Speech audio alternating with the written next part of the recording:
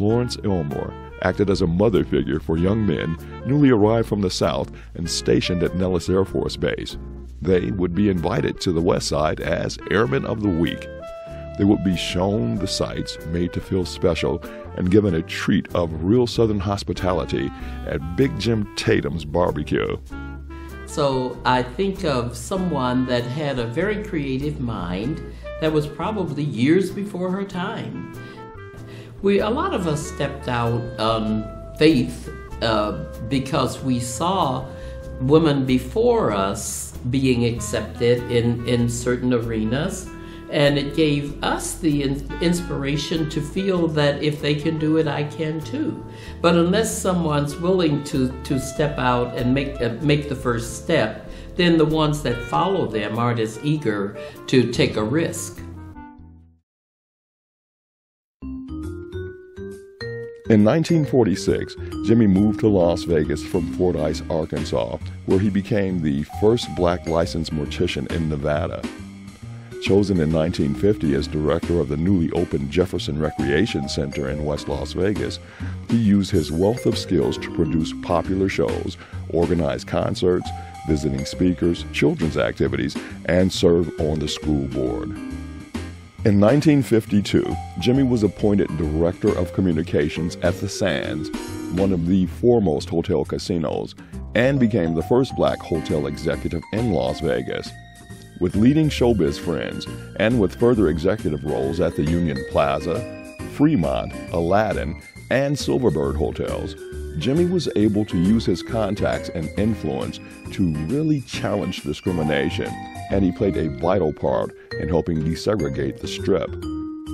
He served 21 years on the board of the Culinary Union, fighting for equal rights and justice for all Nevada workers.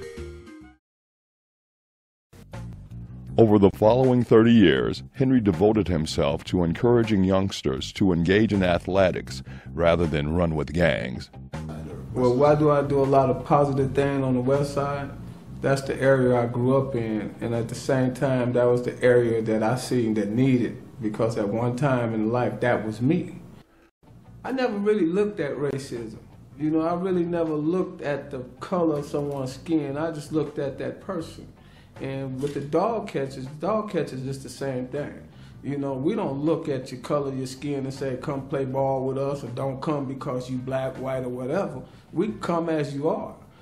The league grew to 50 teams, introducing many inner-city youth to basketball, and took high school students to the AAU tournaments around the country to try to impress scouts and win scholarships. He is a guy, to me, I think is sometimes misunderstood because he has such fire in his heart, in his gut, to help prepare young people.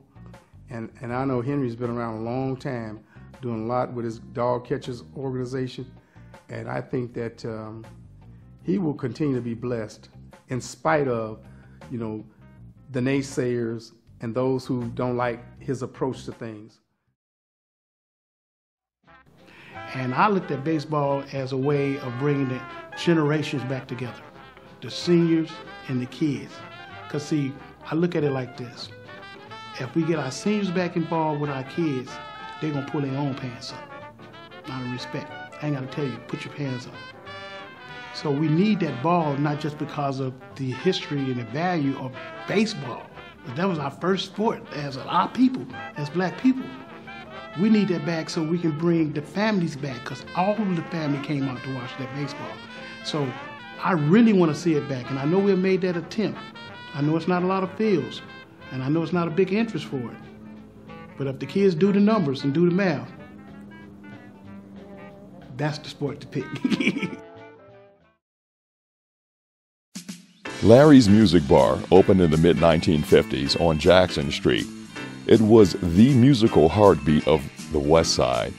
Open 7 days a week from 10 a.m. till midnight, offering records, record players, and radios for sale, a repair service, and news about the latest concerts, record releases, and stories of the stars. Stars like Gladys Knight or Jackie Wilson would come to Larry's for the day to sign autographs when they released a new single, and they'd attract quite a crowd. Other famous faces would often be seen at the store, such as Sonny Liston, or you might bump into Muhammad Ali browsing through the 45s.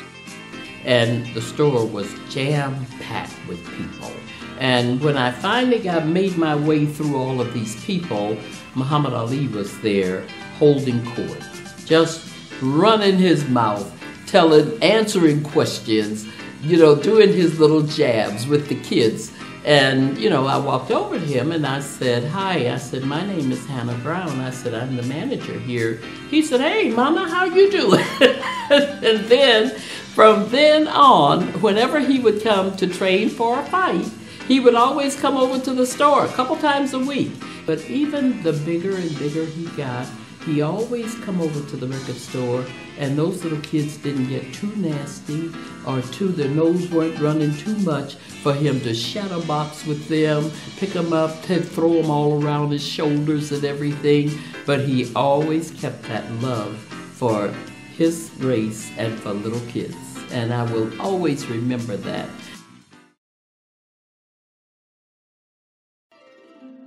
O'Callaghan ran for office in 1966. He was beat by Republican Edward Fike. In 1970, O'Callaghan ran again. Most thought Fike would be re-elected, but O'Callaghan won the primary and ran in the general as the underdog. His campaign was understated, but he took time to speak directly to people who knew him through his work on the ground. And when elected, Governor Mike always maintained his personal touch. His administration fought hard for the people, an open housing law, and the Nevada Housing Division providing low-cost loans to homeowners.